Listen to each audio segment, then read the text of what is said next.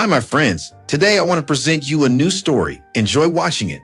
The cold wind bit at my cheeks as I huddled in the alley, wrapping my thin, tattered coat tighter around me. The city streets had never felt so unforgiving, and I was just another forgotten soul among the bustling crowd. My name is Lisa, and at the tender age of 11, I had already seen more of life's cruelty than most could ever imagine. The rain fell in heavy sheets, soaking the streets and turning the city into a maze of slick, glistening surfaces. Lisa crouched beneath the awning of a closed shop, trying to stay dry, though her tattered coat offered little protection.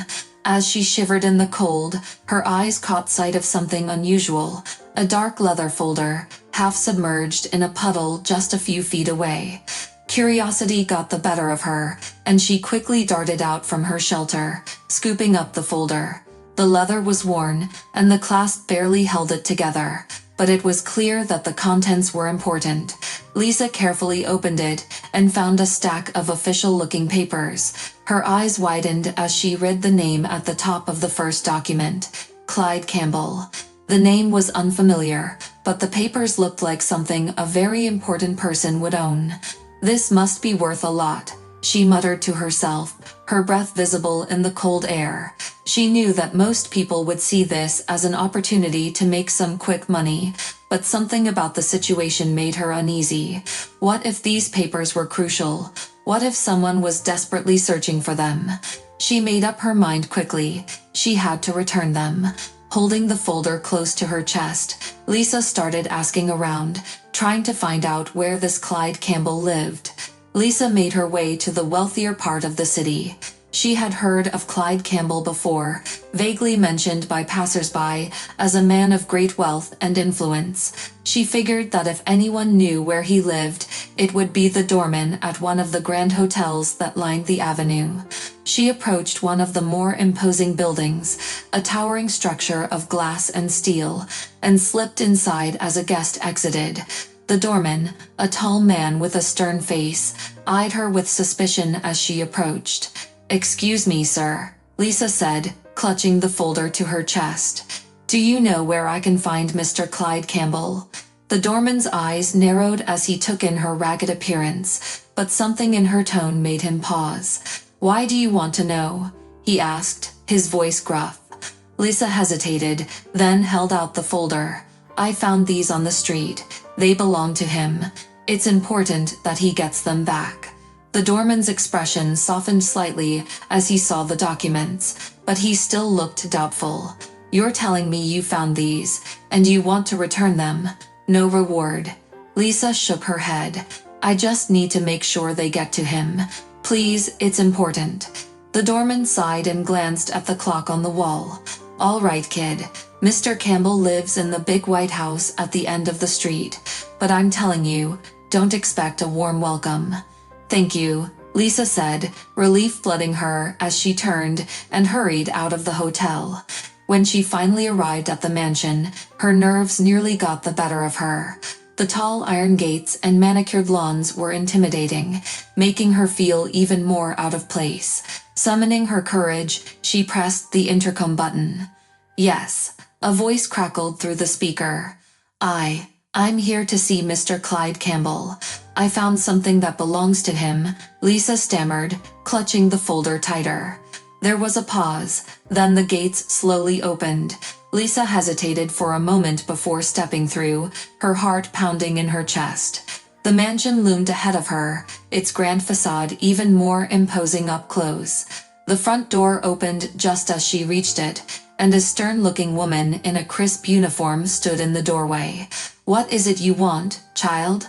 she asked, eyeing Lisa's bedraggled appearance with disdain. "I found these documents," Lisa said, holding out the folder. "They belong to Mr. Campbell. I thought he should have them back." The woman reached for the folder, but Lisa held back. "I'd like to give them to him personally," she insisted, her voice steady despite her fear.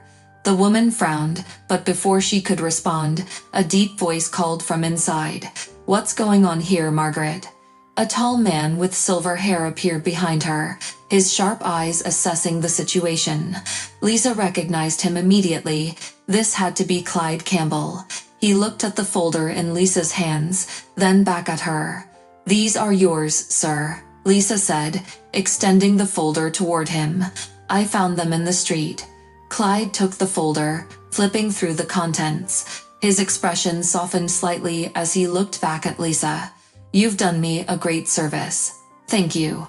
Lisa hesitated, then mustered the courage to speak. "Sir, I don't want money, but if it's not too much to ask, could you treat me like your daughter for just 1 week?"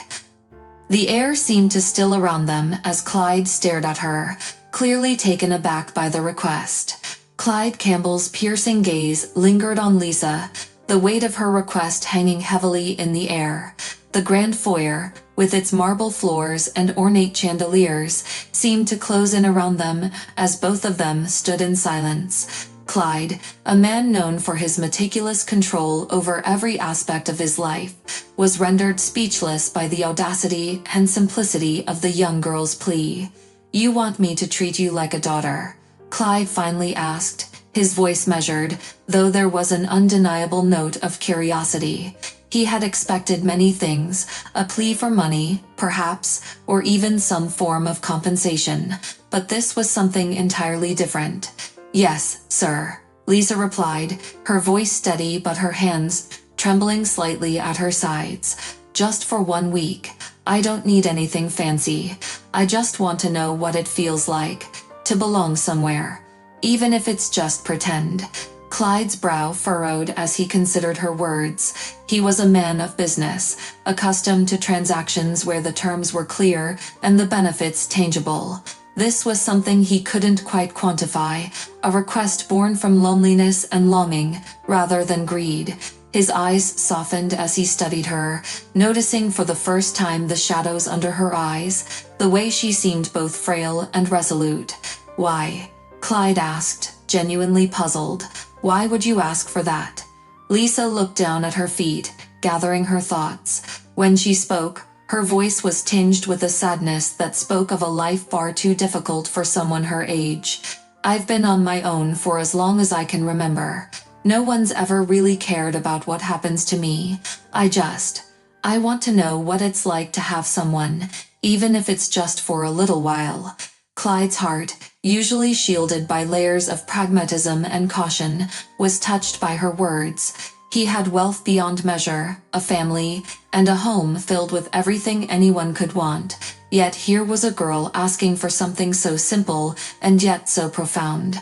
Margaret, the housekeeper, shifted uncomfortably beside him. "Mr. Campbell, this is highly irregular. Perhaps it would be better to..." But Clyde held up a hand to silence her. He continued to study Lisa, his mind racing through the implications of her request. A week. What could possibly come of a week? It was a short period of time, but he knew it could also be long enough to change everything. Finally, Clyde nodded. "All right, Lisa," he said, his voice firm with decision. "You'll stay here with us for a week. I'll treat you as I would my own daughter." Lisa's eyes widened in disbelief, and for the first time, a small, hopeful smile appeared on her lips. "Thank you, sir. You have no idea what this means to me." Margaret looked as though she wanted to protest, but a glance from Clyde silenced her. "Prepare a room for her," Clyde instructed, "and make sure she has everything she needs." "Yes, Mr. Campbell," Margaret replied, though there was a hint of disapproval in her tone as she turned to leave. As Lisa watched the housekeeper disappear down the hall, she felt a mix of emotions, relief, excitement, and a touch of fear. This was a world so far removed from her own that she could scarcely believe she was now a part of it, even if only for a short time. Clyde noticed her hesitation and placed a reassuring hand on her shoulder. "You're safe here, Lisa," he said quietly. "For the next week, you're part of this family. Let's make the most of it." Lisa nodded, blinking back tears. "I will, Mr. Campbell. I promise." As she followed Clyde deeper into the mansion, Lisa couldn't help but feel that this week would be unlike anything she had ever experienced, a journey into a life she had only ever dreamed of, and perhaps, just perhaps, a chance at something more. The following morning, Clyde sat at the grand dining table, his usual spot at the head feeling more imposing than ever. The room was bathed in the soft morning light filtering through the tall windows, casting a warm glow on the elegant china and silverware set meticulously before him. The aroma of freshly brewed coffee filled the air, but Clyde found no comfort in it today. His mind was occupied with the decision he had made the previous night, a decision that felt as foreign to him as the girl now seated a few places down from him at the table. Lisa sat quietly, her hands folded in her lap, her eyes wide with a mixture of curiosity and apprehension. She had been given a simple but clean dress to wear, her hair neatly combed by Margaret, though the housekeeper's disapproving looks had not gone unnoticed. Despite the grandeur of her surroundings, Lisa felt an undeniable tension in the air, as if she were an intruder in this world of opulence. "Did you sleep well, Lisa?" Clyde's voice broke the silence, his tone more gentle than she had expected. "Yes, sir. Thank you," Lisa replied, her voice soft but steady. She looked up at him, trying to gauge his mood, unsure of where she stood with this man who had so suddenly entered her life. Clyde nodded, taking a sip of his coffee, but his mind was elsewhere. He had spent much of the night wrestling with the implications of his decision. What was he thinking, agreeing to such an unusual request? He had no experience with children, let alone one from the streets, but there had been something in Lisa's eyes, something that had stirred a long-buried sense of empathy in him, a vulnerability he could not ignore. Margaret entered the room, carrying a tray of pastries and setting it on the table with practiced precision. Her eyes briefly flicked to Lisa before she addressed Clyde. "Mr. Campbell, shall I prepare the guest room for Miss Lisa for the remainder of the week?" Clyde glanced at Lisa, then back at Margaret. "Yes, that will be fine, Margaret. Make sure she has everything she needs." "Of course, sir," Margaret replied, though her tone was clipped. She left the room, leaving behind a palpable sense of disapproval.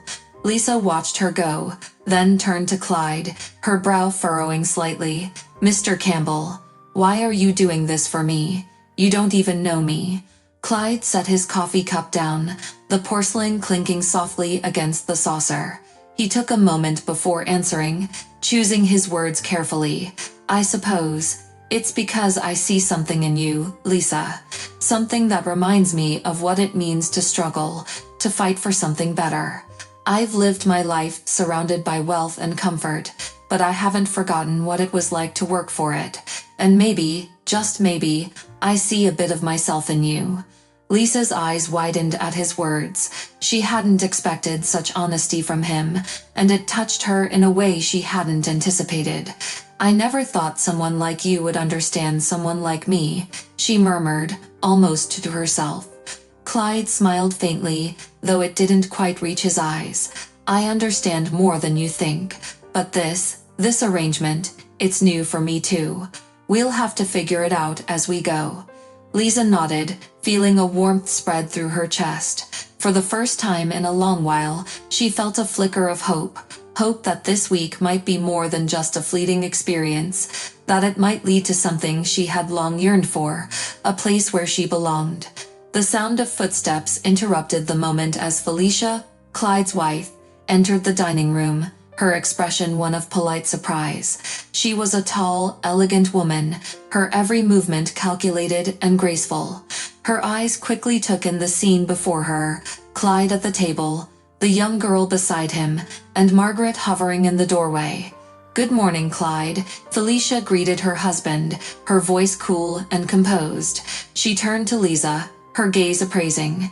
"And you must be Lisa." "Yes, ma'am," Lisa replied, suddenly feeling small under Felicia's scrutiny. Felicia nodded, a faint smile playing on her lips. "I trust you're settling in well." Lisa hesitated, then nodded. "Yes, ma'am. Thank you." Clyde watched the exchange closely, noting the tension in Felicia's posture.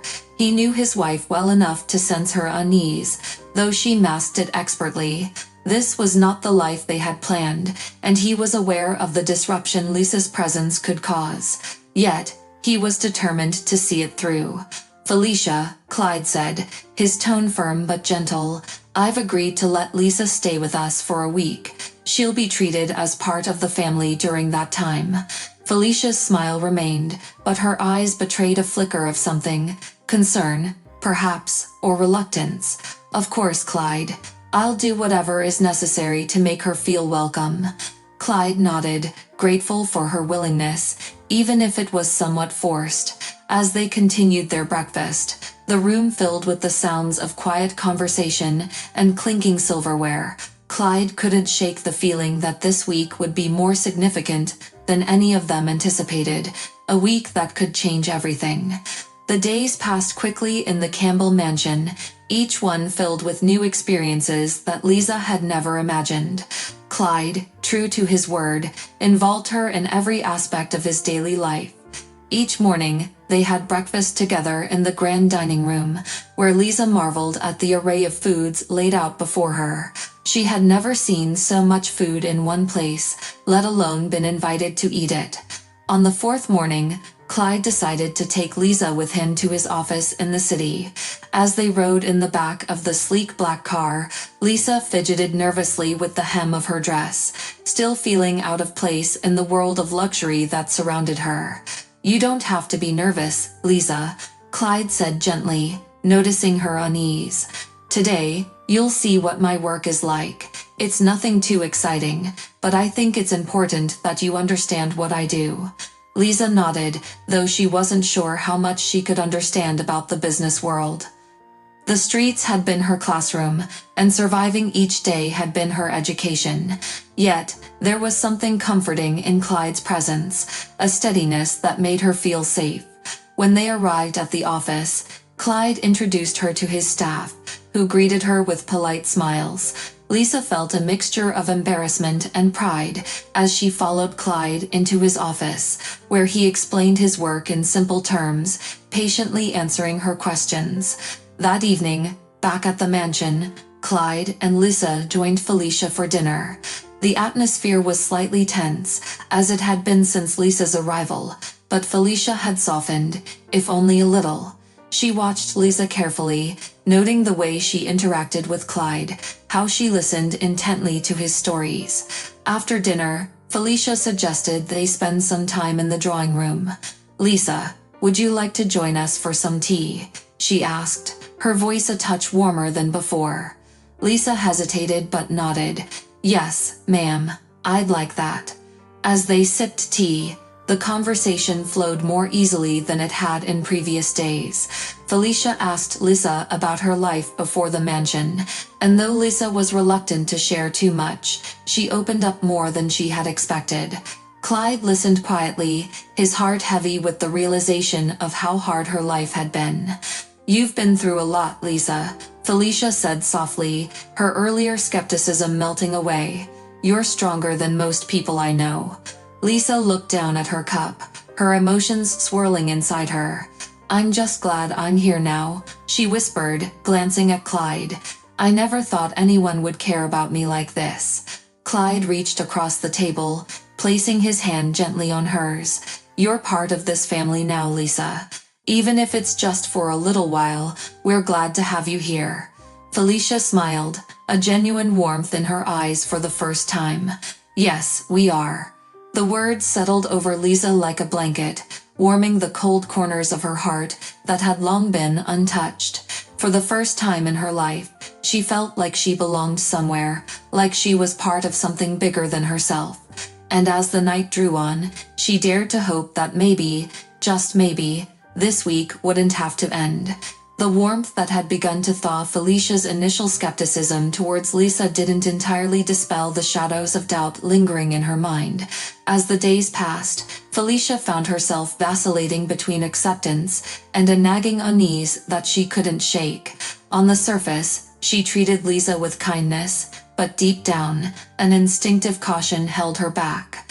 One evening, after Lisa had gone to bed, Felicia confronted Clyde in their private study. "Clyde, we need to talk," Felicia began, her voice tight with unresolved tension. Clyde looked up from his book, noticing the seriousness in her tone. He set the book aside and gestured for her to sit beside him. "What's on your mind, Felicia?" She didn't sit. Instead, she paced the room, her hands clasped in front of her. "It's about Lisa. I know you've grown fond of her, but don't you think this is all a bit too much, too fast?" Clyde frowned, his brows knitting together in concern. "Too much? Felicia, she's just a child who's been through more than most adults ever will. I don't see the harm in giving her a bit of comfort and security, even if it's only for a short time." "That's exactly my point," Felicia pressed, stopping her pacing to face him directly. "It's only for a short time. What happens when this week is over? We can't just send her back to the streets after all this. And what if she starts expecting more? What if she's manipulating us?" Clyde's expression softened with understanding, but there was a firmness in his voice when he responded. "Felicia, she's not manipulating us. She's a child, one who's been dealt a cruel hand in life. She asked for this week, not out of greed, but out of a desperate need for love and acceptance. Can't you see that?" Felicia sighed, her shoulders slumping as she finally took a seat across from Clyde. "I want to believe that, Clyde, but I can't help worrying. What if we're opening ourselves up to something we're not prepared to handle?" Clyde leaned forward, taking her hand in his. "I know this is hard for you, Felicia. It's hard for me too. But I believe that this week, whether it ends with Lisa staying or going, is something we're meant to do. She came into our lives for a reason. Maybe it's not just about helping her. Maybe it's about helping us too." Felicia Campbell observed Lisa with a mixture of curiosity and unease as the week progressed. The girl's presence in their home was like a ripple in still water, disrupting the comfortable, predictable rhythm of their lives. Felicia couldn't help but feel suspicious of Lisa's intentions. Was this just a clever ploy? Could a child raised in poverty truly be as innocent as she appeared? These questions haunted her, yet she kept them to herself, unwilling to voice her doubts to Clyde, who seemed increasingly fond of the girl. One evening, as they sat around the dining table, Felicia's gaze lingered on Lisa, who was talking animatedly about the books she had found in the mansion's library. There was something oddly familiar about the way Lisa spoke, the tilt of her head, the light in her eyes. It stirred memories Felicia had long buried, memories of her younger sister, Cecilia, who had tragically passed away many years ago. "Felicia, are you all right?" Clyde's voice broke through her thoughts, pulling her back to the present. He had noticed her distant expression. "Yes, I'm fine," she replied, forcing a smile. But her mind was racing. Could it be? Was there a connection between this girl and her lost sister? Later that night, after everyone had retired to their rooms, Felicia sat alone in the study, sifting through old photographs and letters. The resemblance was undeniable. Lisa bore an uncanny likeness to Cecilia, from the shape of her eyes to the curve of her smile. Her heart pounded as she pieced together the fragments of a story she had never known. The following day, Felicia confronted Lisa with a tenderness she had not shown before. "Lisa, do you know anything about your parents, your family?" Lisa looked down, her voice barely a whisper. "I was told my mother died when I was a baby. I never knew her." Felicia's eyes filled with tears as she reached out to touch Lisa's hand. "Your mother, she was my sister, Cecilia. We lost contact after she moved away, and I never knew what happened to her. Lisa, you're my niece." The revelation hit Lisa like a tidal wave, overwhelming her with emotions she couldn't even name. For so long, she had felt lost, like a ship without a harbor. Now, she had found her anchor. Clyde, who had been listening quietly from the doorway, stepped forward and placed a hand on Felicia's shoulder.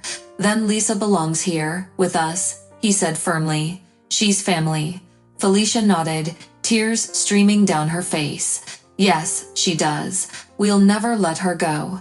And so, what began as an unusual request from a young beggar girl ended with the most unexpected turn of all. Lisa, who had once wandered the streets alone, now had a family, a home, and a future.